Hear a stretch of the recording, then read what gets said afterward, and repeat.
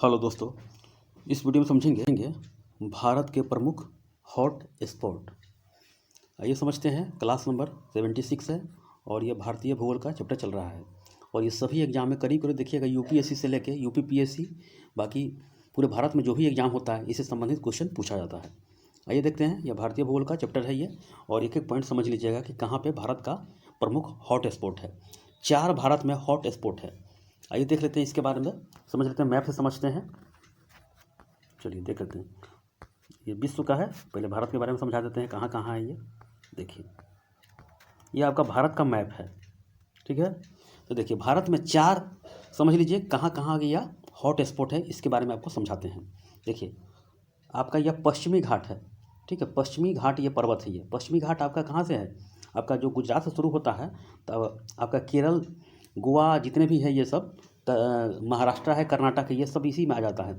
उसके बाद साथ में श्रीलंका का क्षेत्र भी आता है, समझ गए। गंगा वैली नदी जो है, वहाँ पे गंगा बोला जाता है, गंगा वैली नदी जो है, ये सब है पश्चिमी घाट का ही सब अंश है। तो पश्चिमी घाट जो कि यानी कि हरा भरा, हॉट स्पॉट का मतलब होता है कि हरा भरा, यहाँ की विशेष प्रकार की प्रजाति यहाँ पर पाई जाती है जो दुनिया में कहीं भी नहीं होती है, समझ गए। कम से कम 1500 यहाँ प्रजाति होना चाहिए और वह दुनिया में कहीं मौजूद नहीं हो, वही होता है हॉट स्पॉट होता है, समझ गए। वे क्षेत्र जहाँ पर सर्वाधिक जैव विविधता पाई जाती है उसी को बोलते हैं हॉट स्पॉट बोलते हैं। और सर्वप्रथम इसका नाम जो प्रतिपादन किया था, शब्द जो उपयोग किया था, शब्द वर्ड, नॉर्मन मायर्स ने 1988 ईस्वी में इसका शब्द उपयोग किया था, 1988 ईस्वी में, समझ गए। ये बेसिक जानकारी है। तो भारत में 4 हॉट स्पॉट है। यह आपका पश्चिमी घाट हो गया, समझ गए, पश्चिमी घाट हो गया, एक हो गया। उसके बाद पूर्वी हिमालय हो गया, पूर्वी हिमालय, ये आपका पूर्वी हिमालय हो गया, यहाँ से यहाँ तक देखिए पूर्वी हिमालय हो गया। पाकिस्तान से शुरू होता है पूर्वी हिमालय, समझ गए, ये पूर्वी हिमालय हो गया, ठीक है। पूर्वी हिमालय के अंतर्गत जैसे में इसमें आता है भूटान भी आ जाता है, नेपाल भी आ जाता है। भूटान क्योंकि सिक्किम के बगल में है, ये भूटान भी आ जाता है और नेपाल भी आ जाता है, ठीक है। उसका सुंडा लैंड और इंडो बर्मा। तो सुंडा लैंड जो क्षेत्र होता है, सुंडा लैंड, तो आपका जो है ये आपका अंडमान निकोबार द्वीप समूह जो है, ये देखिए भारत का ये जो क्षेत्र है, ये सब क्षेत्र से शुरू होता है, समझ गए। भारत का थोड़ा भाग लगता है लेकिन ये भी शुरू यहाँ से होता है। और ये आपका देख रहे हैं इंडोनेशिया का द्वीप सब है, ये सब इसी में आ जाता है, समझ गए। सुंडालैंड में आपका अंडमान निकोबार द्वीप समूह हो गया, सिंगापुर आ गया, इंडोनेशिया आ गया, ब्रुनोई आ गया। यहीं पे रेफ्लेसिया फूल मिलता है जो दुनिया में कहीं नहीं होता है, दुनिया में सबसे बड़ा फूल होता है रेफ्लेसिया, समझ गए। तो ये आपका सुंडालैंड हो गया। उसके बाद इंडो बर्मा हो गया, इंडो बर्मा क्षेत्र हो गया जो भारत में थोड़ा सा भाग लगता है। देखिए ये सब क्षेत्र है, देखिए भारत का ये सब क्षेत्र है, ये आपका जिसमें आपका मलेशिया तक जाता है सुंडालैंड, समझ गए। बांग्लादेश इसमें आ जाता है, मलेशिया तक ये जाता है सुंडालैंड में, समझ गए। तो चलिए, ये सब क्षेत्र है आपका लाओस, कम्बोडिया, वियतनाम, ये सब जितना भी है ना, ये सब थोड़ा चाइना का भाग लग जाता है, ये सुंडालैंड हो जाता है। ये आपका पश्चिमी घाट हो गया, 2 में पूर्वी हिमालय हो गया, 3 में आपका ये हो गया, कौन सा हो गया, इंडो बर्मा हो गया, और 4 में जो हो गया आपका कौन सा हो गया आपका सुंडो बर्मा हो गया। यानी 3 में हो गया सुंडा लैंड हो गया। उसके बाद 4 में हो गया कौन सा आपका, 4 में आपका हो गया इंडो बर्मा हो गया।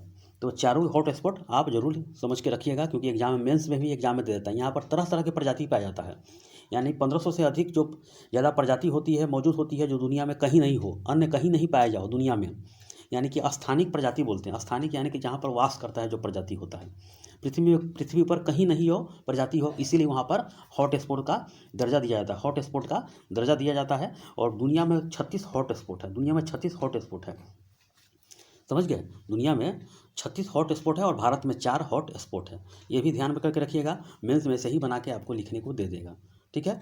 पश्चिमी घाट हो गया, पूर्वी हिमालय हो गया, सुंडालैंड हो गया और इंडो बर्मा क्षेत्र हो गया, ये समझ गया। ये देखिए आपको मैं दिखा रहा हूँ, ये भारत का हो गया, ऐसे ही आप समझ के रखिएगा।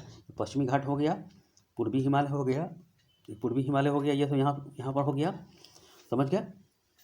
उसके बाद इंडो बर्मा हो गया, ये क्षेत्र हो गया। उसके बाद सुंडालैंड हो गया, ये सब क्षेत्र हो गया। तो भारत में 4 हो गया, इसको याद करके रखिएगा, ठीक है। 4 हॉट स्पॉट हो गया। ये दुनिया का मैप है, पूरे विश्व का मैप है। देखिए पूरे विश्व का मैप है, इसको मैप को समझ के रखिएगा। ये जितना भी हरा हरा चीज़ दिखाई दे रहा है, ये सब भारत विश्व में 36 हॉट स्पॉट है, समझ गए। इसको संरक्षण के लिए करने के लिए हर एक देश के सरकार अपना सब कुछ लगा देती है, क्योंकि पृथ्वी का संरचना इसी से है। अगर ये सब हॉट स्पॉट नहीं रहेगा तो पूरे पृथ्वी बर्बाद हो जाएगा।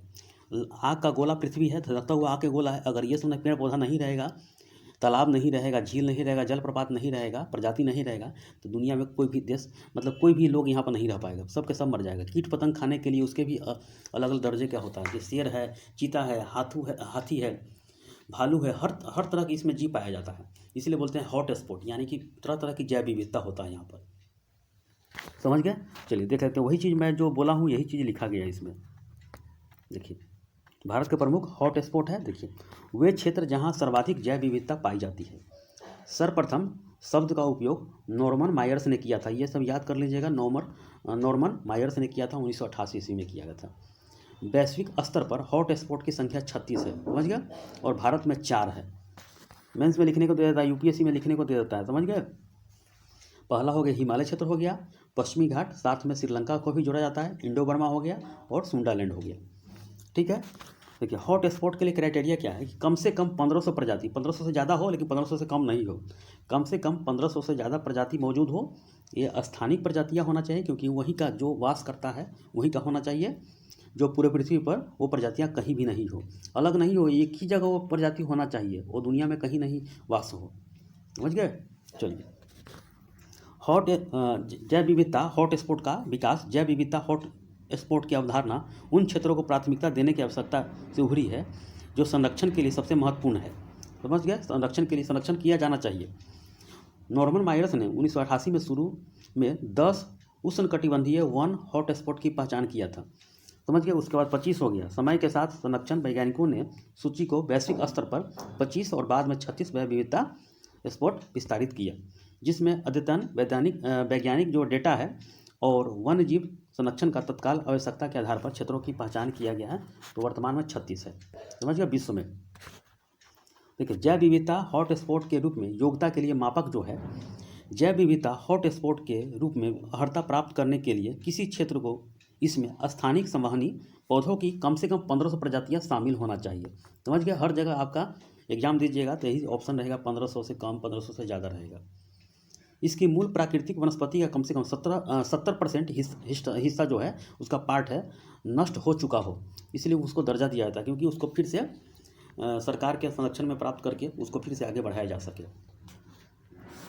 आगे देख लेते हैं। हॉट स्पॉट में जैव विविधता की हानि के प्रमुख कारण इससे शामिल है। देखिए, हानि कब होता है? जब उसका आवास का विनाश हो जाता है। आवास पर कोई देख नहीं किया, संरक्षण नहीं किया, तो आवास का विनाश हो जाता है, तो हानि होता है। प्रदूषण और पर्यावरण क्षरण हो जाता है, क्योंकि प्रदूषण ज़्यादा हो जाने के बाद वो वहाँ के जीव जंतु, पेड़ पौधा खत्म हो जाता है। अवैध लोग शिकार करता है, समझ गए, इससे ख़त्म हो जाता है। जलवायु परिवर्तन होता है, इससे सब के सब खत्म हो जाता है। तो ये हानि में आ गया। देखिए, थोड़ा थोड़ा देख लेते हैं। पश्चिमी घाट जो है, पश्चिमी घाट जो पर्वत है भारत का, उसके बारे में देख लेते हैं। ये पहाड़ियाँ प्रायद्वीपीय भारत के पश्चिमी किनारे पर मौजूद है। समझ गया? चूँकि वे समुद्र के पास स्थित है, इसीलिए यहाँ अच्छी मात्रा में वर्षा होने की संभावना होती है। क्योंकि देखते हैं कि दक्षिण पश्चिम जो मानसून आती है तो यहाँ पर वर्षा कराती है आपका मालाबार तट पर। समझ गया? जो केरल में है, 1 से 7 जून के बीच में होता है, वहाँ पे वर्षा होता है। सबसे पहले मानसून वहीं पर आता है, तो यहाँ पर अच्छी मात्रा होती है। अधिकांश पर्णपाती साथ ही वर्षावन इस क्षेत्र में मौजूद होते हैं। यहाँ पाए जाने वाले लगभग 77% उभयचर और 62% सरीसृप दुनिया में कहीं और नहीं देखे जा सकते हैं। भारत के दक्षिण में श्रीलंका एक ऐसा देश है जो प्रजातियों में भी समृद्ध है। इसलिए देखते हैं कि श्रीलंका का ज़्यादातर आमदनी होता है, राजस्व में वृद्धि होता है, ये पर्यटक में होता है। समझ गए? ज़्यादातर रसिया के लोग आते हैं वहाँ पे, यूक्रेन के लोग आते हैं, अमेरिका से लोग आते हैं वहाँ पर पर्यटन के लिए। समझ गए? अमेरिका के लोग देखिएगा, रसिया के लोग गर्मी के समय में यहाँ पर बहुत धूप का आनंद लेने आते हैं यहाँ पर, क्योंकि रसिया हो चाहे अमेरिका में बहुत ठंडा पड़ता है, इसीलिए यहाँ पर लोग आते हैं। इसका राजस्व में वृद्धि होता है, पर्यटक के क्षेत्र में होता है। और वहाँ पे चाय सप्लाई होता है श्रीलंका में। श्रीलंका के लोग चाय नहीं पीते हैं, बहुत कम पीते हैं, लेकिन वो सप्लाई ज़्यादा कर देते हैं। अब देखते हैं हिमालय।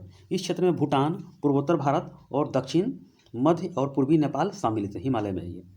अब देखते हैं भारत वर्मा क्षेत्र। इस क्षेत्र में उत्तर पूर्वी क्षेत्र जो भारत हो गया, ब्रह्मपुत्र नदी के दक्षिण में म्यांमार, चीन के यूनान प्रांत का दक्षिणी भाग, Lao people's democratic republic, Vietnam, Cambodia, Thailand समेत कई देश इसमें शामिल है भारत वर्मा क्षेत्र में। उसके बाद सुंडालैंड में, यह क्षेत्र दक्षिण पूर्व एशिया में स्थित है। इसमें थाईलैंड, सिंगापुर, इंडोनेशिया हो गया, ब्रुनई हो गया, मलेशिया शामिल है। समझ गए। भारत का जो क्षेत्र है निकोबार द्वीप समूह भारत का प्रतिनिधित्व करता है। तो यह भारत का, ये थोड़ा सा भाग लगता है लेकिन लगता है। तो 4 भारत में हॉट स्पॉट है। अब समझ में आ गया। चलिए देख लेते हैं। देखिए और भी है। जैव विविधता हॉट स्पॉट क्यों महत्वपूर्ण है, ये इंपॉर्टेंट क्यों है। देखिए जैव विविधता हॉट स्पॉट हमारे ग्रह के पारिस्थितिकी तंत्र के स्वास्थ्य के लिए महत्वपूर्ण है। जैव विविधता पृथ्वी का एक जीवन का आधार है जो हमें सांस लेने के लिए हवा, खाने के लिए भोजन और पीने के लिए पानी प्रदान करती है। ये इसके बिना जैसा कि हम जानते हैं कि मानव समाज का अस्तित्व समाप्त हो जाएगा। जीवन का जटिल जाल जिसमें जीवित जीव और प्राकृतिक संसाधन दोनों मौजूद है, इसमें हमारे पारिस्थितिकी जीवन समर्थन प्रणाली की यह नींव बनाता है। तो जैव विविधता इतना महत्वपूर्ण है। देखिए 1-2 क्वेश्चन देख लीजिए। ऐसे ही क्वेश्चन बनेगा। जब ज्योग्राफी खत्म हो जाएगा तब बाद में लास्ट में आपको क्वेश्चन करा देंगे। देखिए निम्नलिखित में से किसने जैव विविधता हॉट स्पॉट शब्द को परिभाषित किया। तो नॉर्मन मायर्स है। 1988 में यह शब्द दिया गया था, ये भी याद कर लीजिएगा।